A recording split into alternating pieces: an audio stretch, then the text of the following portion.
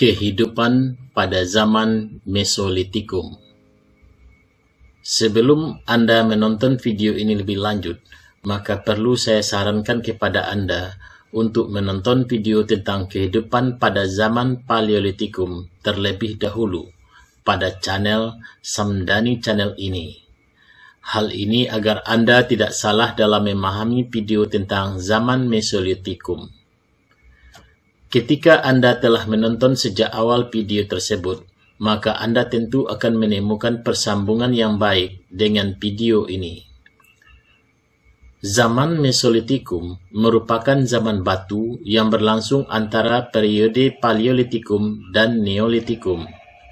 Zaman Mesolitikum ini dikenal juga sebagai zaman batu tengah atau zaman batu madya. Periode Mesolitikum memiliki rentang waktu yang berbeda di berbagai belahan dunia. Begitu pula dengan hasil kebudayaan yang dapat juga bervariasi di berbagai wilayah.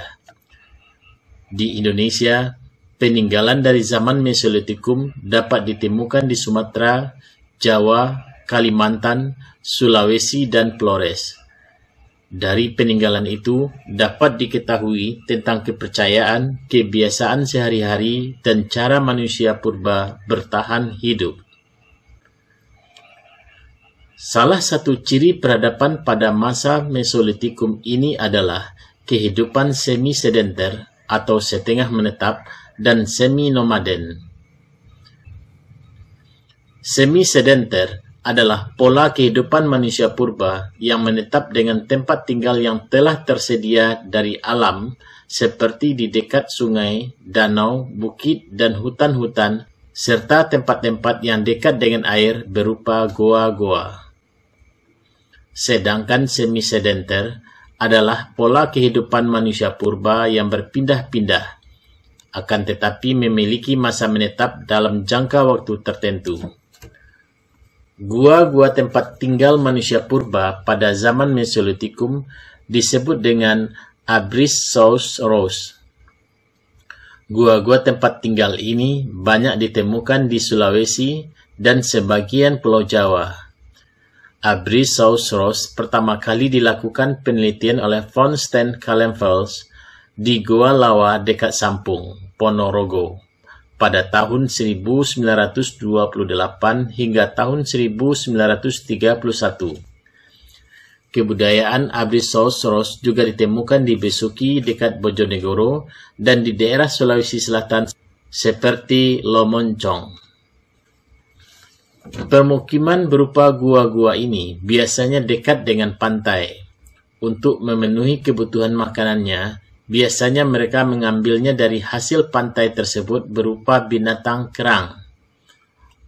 Oleh karena itu, di sekitar pantai dan gua tempat tinggal tersebut banyak ditemukan joken moniger atau tumpukan sampah dapur berupa kulit siput dan kerang. Joken moniger berasal dari bahasa Denmark. Joken berarti dapur dan moding yang berarti sampah. Joken moniger adalah tumpukan sampah dapur berupa kulit siput dan kerang yang menggunung dan tingginya bisa mencapai 7 meter. Peninggalan ini ditemukan di sepanjang pantai timur Sumatera antara Langsa di Aceh hingga Medan. Diduga, joken moniger telah menumpuk dari generasi ke generasi karena masyarakatnya mulai menetap di sekitar pantai. Pola hidup semi-nomaden terjadi ketika satu kelompok yang telah hidup di suatu tempat disebabkan suatu hal kemudian berpindah ke tempat yang lain. Sesuatu hal dimaksud bisa karena stok makanan yang disediakan oleh alam di tempat tersebut sudah berkurang atau habis sehingga mereka mencari tempat lain yang persediaan makanannya masih banyak. Sebab lain juga karena tempat tersebut dianggap tidak nyaman lagi untuk mereka tempati disebabkan penyakit, kematian, dan sebagainya. Pada zaman Mesolitikum ini, sebagian manusia masih berburu dan mengumpulkan makanan, meskipun tidak lagi sesering pada zaman Paleolitikum. Mereka terutama di akhir masa Mesolitikum sudah mulai bercocok tanam. Hal ini terjadi karena adanya kesadaran bahwa alam memiliki keterbatasan dalam memenuhi kebutuhan hidup mereka. Meskipun kesimpulan ini terlalu jauh, namun bukan tidak mungkin pemikiran ini muncul dalam pikiran mereka. Hanya saja, tanaman yang bisa mereka tanam adalah tanaman yang mudah hidupnya, tidak memiliki perawatan khusus, dan berkenaan langsung dengan kebutuhan makan mereka seperti umbi-umbian dan biji-bijian. Ada kemungkinan pada masa ini, manusia sudah mulai menjinakkan beberapa hewan seperti anjing yang mereka gunakan untuk membantu mereka dalam berburu. Untuk berburu dan bercocok tanam, manusia Mesolitikum masih menggunakan peralatan dari batu. Hanya saja, peralatan batu yang mereka gunakan sudah mulai dihaluskan atau diasah. Ini berarti bahwa hasil peralatan yang dibuat oleh manusia Mesolitikum bisa dibandingkan dengan buatan masa Paleolitikum sudah lebih baik. Beberapa alat yang mereka hasilkan diantaranya adalah kapak genggam Sumatera, hairsaw, alu beserta lesungnya, pisau batu, dan pipisan. Kapak genggam Sumatera merupakan kapak yang dibuat dari batu kali dengan bagian ujung yang tajam. Selain dibuat dari batu kali, ada pula kapak pendek yang dinamakan hairsaw. Sedangkan pipisan merupakan batu yang digunakan untuk menggiling disertai dengan landasan. Pipisan ini dipercaya untuk menggiling makanan yang akan mereka makan. Di samping itu, pipisan ini juga digunakan untuk menghaluskan cat merah yang biasa digunakan dalam ritual kepercayaan mereka. Selain alat-alat yang terbuat dari batu, ada juga alat-alat yang digunakan manusia zaman Mesolitikum yang terbuat dari tulang. Hal ini dibuktikan dengan adanya suatu kebudayaan yang terdapat di Sampung, di mana kebudayaan tulang sampung ini ditemukan di Gua Lawa, yaitu dekat Sampung, Ponorogo. Peneliti menamakan kebudayaan ini sebagai kebudayaan tulang sampung karena sebagian besar bukti kebudayaan ini ditemukan di daerah Sampung. Penelitian mengenai kebudayaan tulang sampung ini juga dilakukan oleh Van Steen Kallenfels. Selain itu, diperkirakan bahwa pada zaman ini manusia mulai membuat alat-alat sederhana dari gerabah atau tanah liat. Hal ini juga disebabkan oleh kehidupan mereka yang mulai agak menetap. Kondisi alam pun sudah membuat mereka merasa lebih tenang untuk menjalani kehidupan dan mulai berkreasi membuat kerajinan. Kerajinan pada zaman Mesolitikum dibuat dengan cara memilin dan menumpuk tanah liat menggunakan tangan. Tahap akhir pembuatan gerabah ini adalah dengan membakarnya. Cara sederhana ini sudah menunjukkan kemajuan peradaban manusia pada akhir zaman Mesolitikum. Bahkan pada zaman ini diduga sudah ada bentuk perhiasan berupa cincin dari batu dan kalung atau gelang dari kerang. Dari temuan peralatan-peralatan tersebut, kuat dugaan bahwa manusia masa Mesolitikum sudah mengenal kepercayaan. Tentu, kepercayaan yang mereka anut tidak sama dengan yang dianut oleh manusia zaman sekarang. Kepercayaan pertama yang mungkin dianut mereka adalah kepercayaan terhadap roh nenek moyang atau yang lebih dikenal dengan animisme. Manusia zaman Mesolitikum percaya bahwa nenek moyang mereka mempunyai kekuatan magis yang mampu untuk menolak roh-roh jahat lainnya.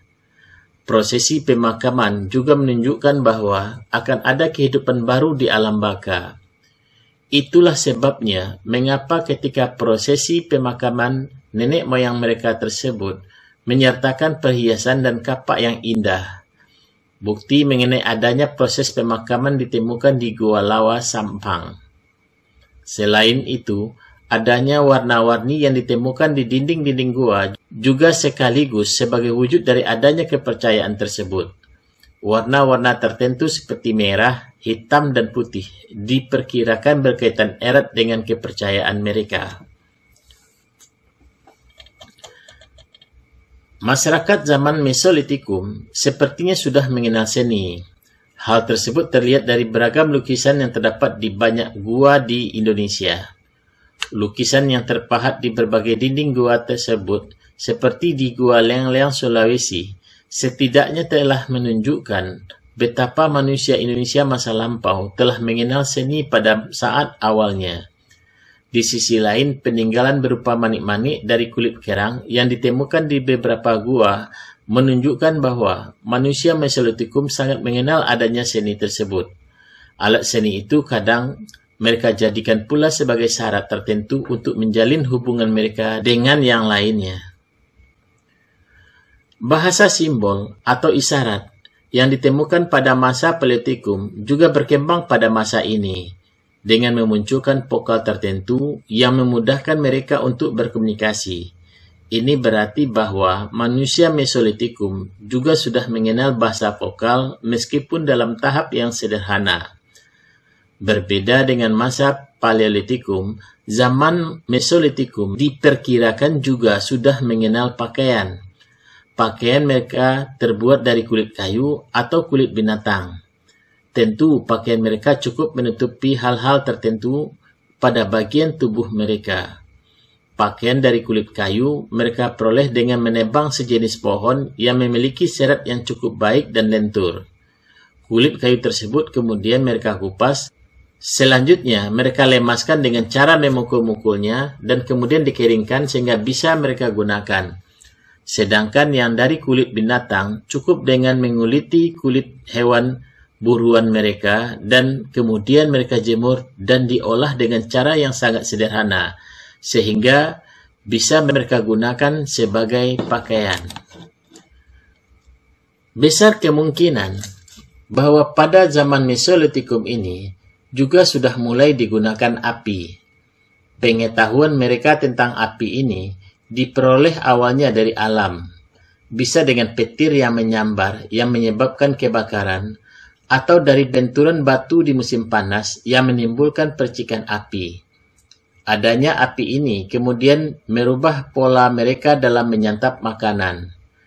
Bila pada masa Paleolitikum manusia memakan hasil yang ada di alam secara mentah, maka pada masa Mesolitikum ini manusia sudah memasak makanan mereka.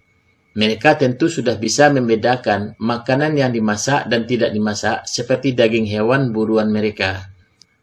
Api yang mereka gunakan tentu tidak bisa mereka andalkan dengan cara yang diberikan oleh alam begitu saja, seperti dari bekas petir.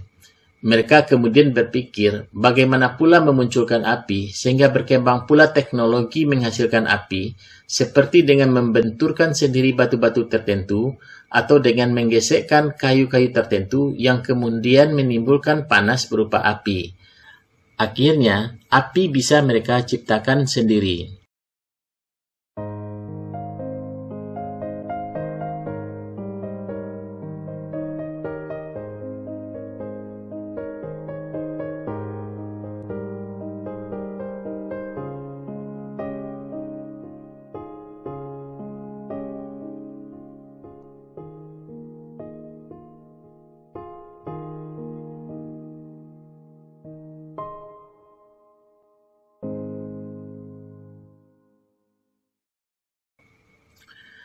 Dalam menjalankan kehidupan, diperkirakan pula bahwa antara perempuan dengan laki-laki sudah mulai ada pembagian kerja. Misalnya untuk berburu dan membuat rumah atau pondok sederhana menjadi tugas laki-laki. Sedangkan untuk menanam umbi-umbian dan memasak di dapur menjadi tugas perempuan. Kalaupun ada pemimpin, biasanya pemimpin dipilih secara sederhana, yaitu siapa yang dipandang memiliki kelebihan dan kekuatan serta mampu melindungi mereka akan dipilih sebagai pemimpin. Cara-cara seperti ini sering disebut dengan primus inter pares. Demikian peri kehidupan pada zaman Mesolitikum. Selanjutnya kehidupan semakin berkembang ke arah yang lebih baik ketika manusia berada di zaman Neolitikum. Bagaimana kehidupan manusia Neolitikum? Silahkan Anda ikuti video-video selanjutnya. Sebelum mengakhiri video ini, saya mengingatkan Anda kembali untuk menekan subscribe, like, dan share bagi yang belum. Terima kasih dan sampai jumpa.